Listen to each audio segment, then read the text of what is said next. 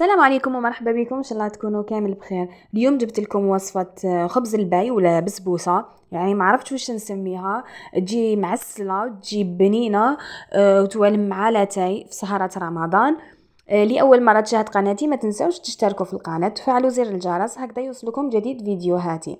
لاحظوا كيفاش تجي معسله وتجي بزاف خفيفه. بلا ما نطول عليكم نشوفوا مقادير الوصفه. اول شي بسم الله، نحضروا الشربات في كسرونه. نحط كاس سكر حبيبات مع 2 كيسان ماء، يعني كيلة سكر تقابلها 2 كيلات ماء مع قطعة ليمون. نحركهم هكذا شوية بالسباتول ولا ملعقة خشبية ونحطهم فوق النار، نحسب لهم 10 دقائق بعد الغليان ونطفي عليهم. هنايا في غيسيبيو نحط كيلة غير ربع تاع البيض. هنايا كي كيلت بالهاد الكاس جاتني كاس غير ربع مع نص كاس سكر. انا الحبه تاع البيض نتاوعي اللي عندي حجم صغير، ممكن نتوما تاخذ معاكم 3 حبات. كيما لاحظتوا كيله غير ربع بيض مع نص كاس سكر، نحركهم مليح ونخلطهم مليح بالفوي حتى يذوب لي كامل هذاك السكر. نشوفوا بلي ذاب لي، نضيف عليه مبشور حبه ليمون، تعطينا ذوق بزاف بنين.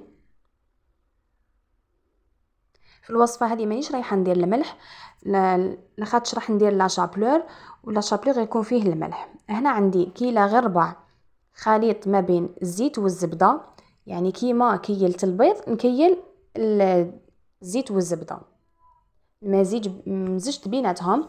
نص كيلة حليب يكون دافي من الاحسن. كما راكم تلاحظوا راني نخلط. هنايا نحطوا 2 ملاعق كبار سميد ولا تشيشه اللي تكون متوسطه، وكيلة معمرة مليح تاع مكسرات. انا هنا عندي كاوكاو محمص ورحيته، وانتم تقدروا ديروا المكسرات اللي يكونوا عندكم. مع كيلة خبز مرحي حمصته ولا شابلور، كيس ونصف خميرة كيميائية يعني حوالي 15 غرام. بالفوي نخلط كلش هكا مع بعض تنتحصلوا على خليط متجانس يكون شويه خفيف. كما راكم تشوفوا نجيب سنيوه ندهنها بالزيت ونفرغ الخليط نتاعي كامل بهذا الشكل. في نفس الوقت الفرن شعلته على 180 درجه مسبقا.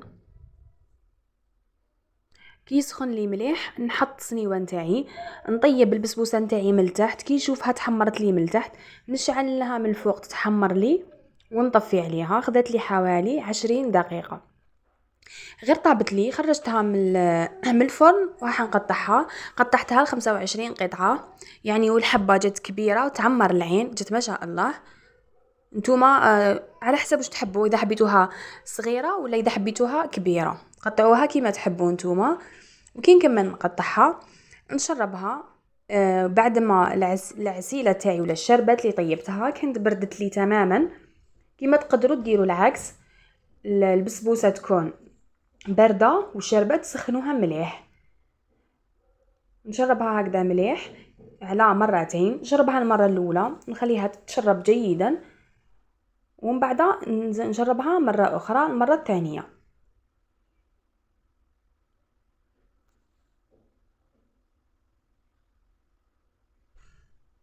كما راكم تشوفوا هنا شربتها المرة الأولى، نخليها تشرب شوية ونكمل نشربها المرة الثانية.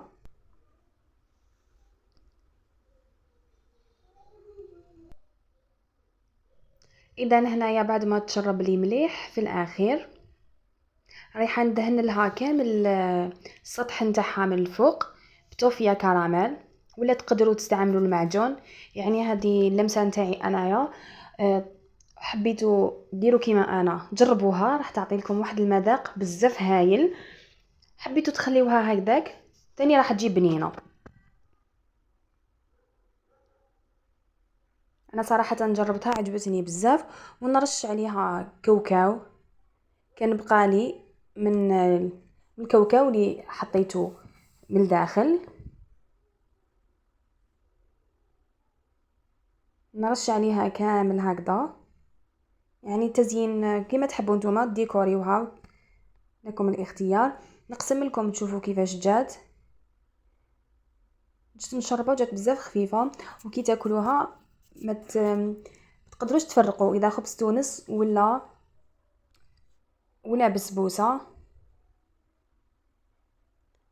شوفوا كيفاش جات، ان شاء الله تكون عجبتكم. نقسم لكم بالمغرف تشوفوا كيفاش جات خفيفه، توالم مع لاتاي في سهرة رمضان. اذا كانت هذه الوصفه نتاعي لنهار اليوم، نتلاقاو ان شاء الله في وصفات اخرى. اذا عجبتكم هذه الوصفه ما تنسوش تخليوا لي جيم، والسلام عليكم.